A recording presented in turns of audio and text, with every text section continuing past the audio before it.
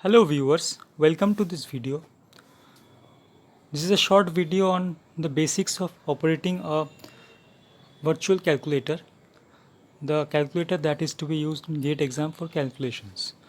Now before starting the video, the viewers are requested to watch the video till the end without skipping, because if they skip they may miss important things or important methods that will help them in doing the calculations in a much simpler and direct way.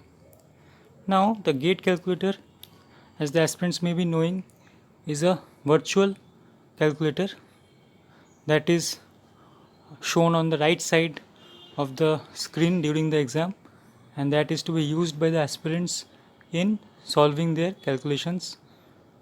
And so the aspirants are always recommended to be well versed with this app, and so that during the exam it will be a cakewalk for them, so that it will save time, and also they will not put the or do the calculations wrongly if they have good practice. So they are recommended to have more and more practice. At least 1 to 2 months before the exam they are recommended to strictly use this calculator for the calculations, and not the standard scientific calculator that they use during their college. Now coming to the differences between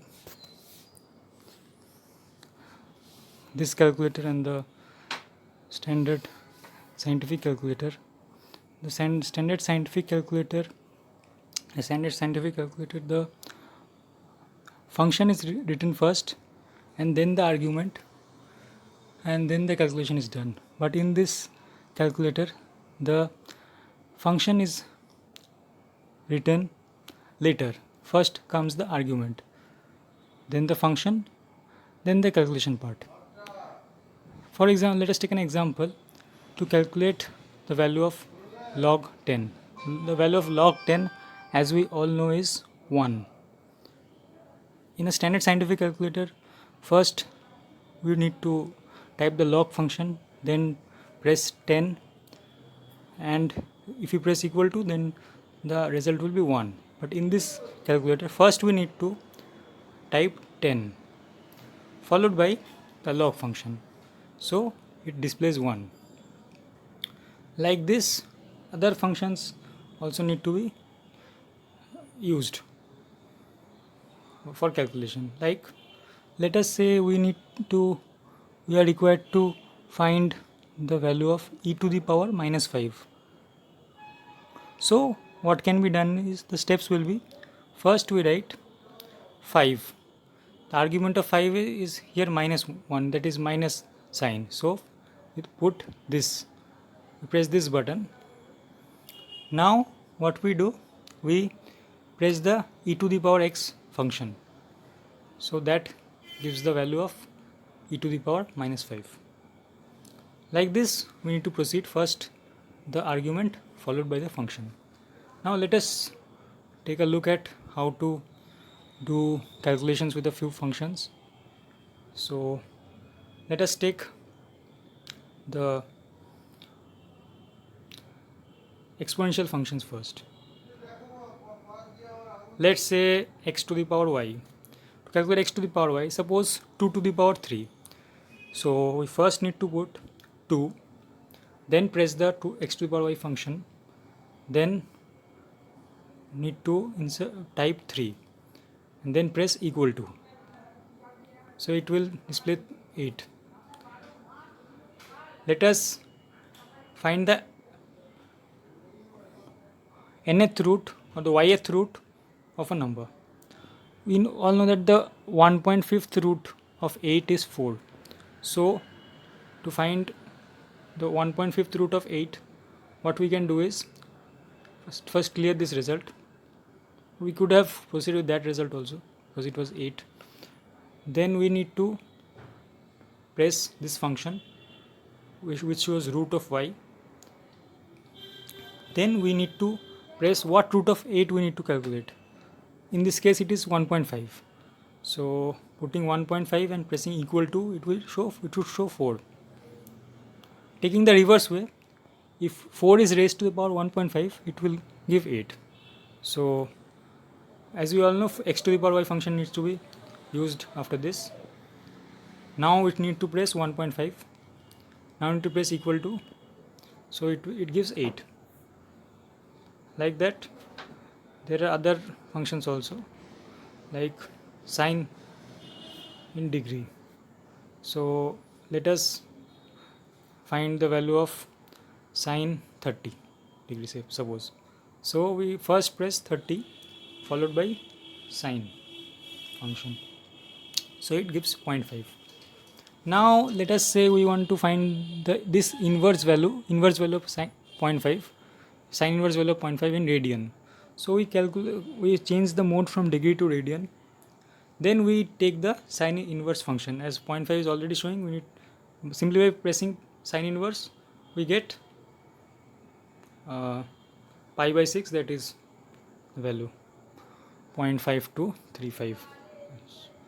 So like that. Now let us have a look at sine hyperbolic function. Sine hyperbolic, as we all know, is sine hyperbolic x equal to e to the power x plus e to the power minus x by 2. Say let us calculate sine hyperbolic of 5. Let's clear this result. So first we press 5 followed by sine hyperbolic, so it's 74.203. Now let us calculate e to the power 5 plus e to the power minus 5 by 2 by the normal standard method. So first we press 5, then e to the power, then e to the power x minus e to the power minus x by 2. So minus, then we press 5, then we press minus sign, plus minus, pressing this button. Then we again compute e to the power x. So now I put equal to, so e to the power 5 minus e to the power minus 5 is calculated. Then we press into 0.5 or by 2. I'm doing by 2 here. So same result is obtained. Likewise, that can be done for other functions as well. Trigonometric, hyperbolic, exponential are covered mostly. And let's take another example. Suppose we want to calculate the value of 3 square plus 4 square square root of the whole thing. We all know the answer will be 5. Let us see the steps. First, we need to press 3, then square, then plus, then 4, then square, then equal to, give 25. Then we need to take the square root of the whole thing by pressing this. So it will show 5. Similarly, other functions also there, like that. Suppose log.